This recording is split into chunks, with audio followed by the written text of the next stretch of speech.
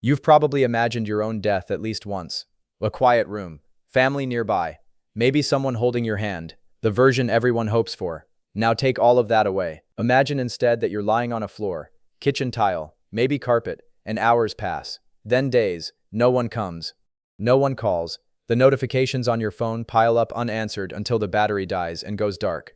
The mail stacks behind your door. Your neighbors walk past your window without looking. This isn't horror fiction. This is the actual documented experience of thousands of people whose final days looked exactly like this. People who died in apartments and houses where nobody noticed for weeks, sometimes months. And the science of what happens during that unnoticed window, the decomposition, the chemistry, the psychology of a death that becomes invisible, reveals something deeply uncomfortable about how modern human societies actually work. Let's start with what we know. In forensic pathology, there's an unofficial term for these cases: unattended deaths, or isolated deaths. Different countries track them differently. Japan has given it a formal name: kodokushi, lonely death. An estimated 30,000 people die completely alone at home each year in Japan alone, with bodies sometimes going undiscovered for extended periods before anyone realizes something is wrong. South Korea tracks similar numbers. Germany publishes statistics on Ein Same Tode. In the United Kingdom, public health researchers found that unattended fatalities in private residences increased by nearly 40% between 2001 and 2020, even as overall mortality rates stayed relatively stable. Something is shifting. And it's not just about aging populations or living alone. Those are factors, but they don't explain the whole picture. To understand what's happening, you have to understand what actually occurs inside a room where someone dies alone and isn't found. Not the dramatic version you see in television. The real, biological timeline. Minute 0, your heart stops. Brain activity ceases within seconds. At this exact moment, from a strictly medical perspective, you're dead.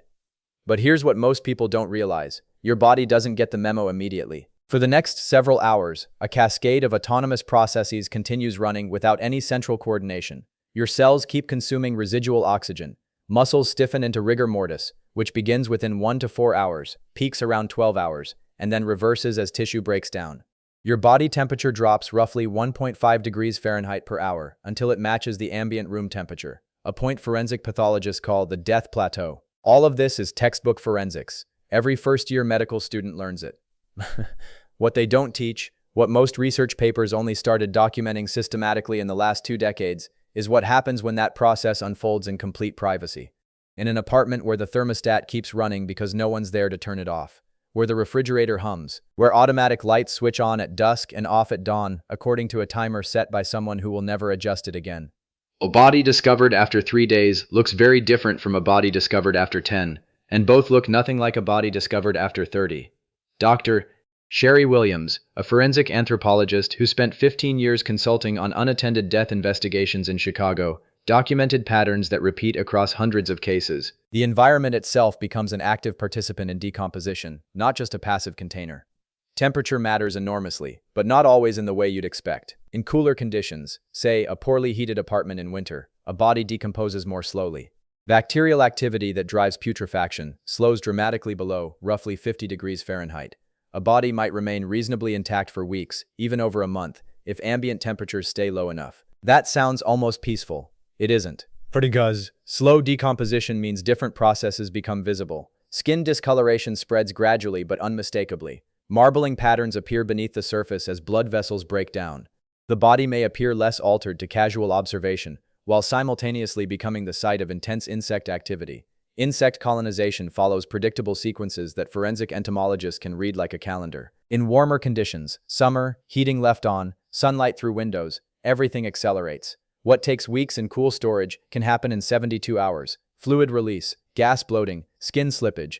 Active decomposition progresses to advanced stages rapidly, and the environmental impact expands. Odors permeate building materials, attract insect swarms, seep through floorboards and ceiling panels. Forensic cleanup companies, the specialized services called after police finish their investigations, have cataloged environments where biological material had migrated through multiple floors of a building before being discovered. This is not sensationalism. This is what unattended death does to physical space. Now here's what's disturbing. In almost every study of unattended death cases, a consistent factor emerges. Detection delay is rarely caused by social isolation alone. Many of these people weren't hermits. They had families, friends, co-workers. Some received regular phone calls or visits, but at intervals wide enough to miss the window entirely. A daughter who calls every Sunday didn't reach her father on Monday, and by the time she called again the following week, 7 days had passed. A neighbor who waved through the window didn't see the person for 3 days and assumed travel, illness, vacation. A mail carrier noticed piling delivery but isn't authorized to investigate interior premises. Modern life creates structural invisibility. We've built societies where it's genuinely possible, to a degree unprecedented in human history, for an individual to disappear inside their own home while remaining fully connected to payment systems, utility services, digital communications, and automated infrastructure. Your electricity bill pays itself. Your rent withdraws automatically. Your email auto-replies. Social media posts remain visible. Digital presence persists after physical presence ends. Anthropologists studying hunter-gatherer societies have noted that in communities numbering 50 to 100 individuals, an absence lasting more than 24 hours triggers immediate collective response. Someone notices, someone checks. It's structurally impossible to vanish unnoticed. In a city of 8 million, vanishing is default. Noticing is the anomaly. But this is where most coverage stops. At the grim fact level, here are the numbers. Here are the decomposition stages. Isn't it sad? That reading misses something important. Because the research on solitary death points towards something that sounds counterintuitive. Many people who die alone, in these circumstances, may not have experienced it as tragedy, at least not until very near the end. Geriatric psychiatrist Dr. Laura Karstensen at Stanford University has spent decades studying emotional experience in later life. Her findings, supported by longitudinal studies tracking thousands of older adults consistently, reveal something unexpected. Emotional well-being often increases with age, even as physical health declines. Older adults report fewer negative emotions, less daily distress, better emotional regulation, more capacity for positive experience. This pattern holds across cultures, across economic levels, across health statuses. The paradox? People approaching end of life frequently feel better than people in the middle of it. So when we imagine someone dying alone, lying on kitchen tile, days passing, we're overlaying our own midlife anxieties onto experiences we may be misreading. The terror we project onto solitary death might reflect our fears more accurately than theirs. Some people who die unnoticed were, in their final years, living exactly as they chose. Quiet lives, content solitude, connection at the frequency they preferred. The loneliness we assume may be ours, not theirs. This doesn't make the phenomenon less serious. It makes it more complicated. The problem isn't simply that people are dying alone. The problem is that we've created living arrangements where we cannot tell the difference between chosen solitude and unintended isolation, where the same outward appearance can mask either condition, and we have no reliable mechanism to distinguish them until it's too late. And here's where it connects back to something ancient. For 300,000 years, almost the entire span of anatomically modern humans, nobody died alone. Nobody. Hunter-gatherer bands shared sleeping spaces. Multi-generational dwellings meant infants, children, adults, and elders lived under continuous proximity. Disease could isolate someone temporarily, but death itself was communal. Bodies were prepared by family. Rituals involved the group. Grief was witnessed collectively.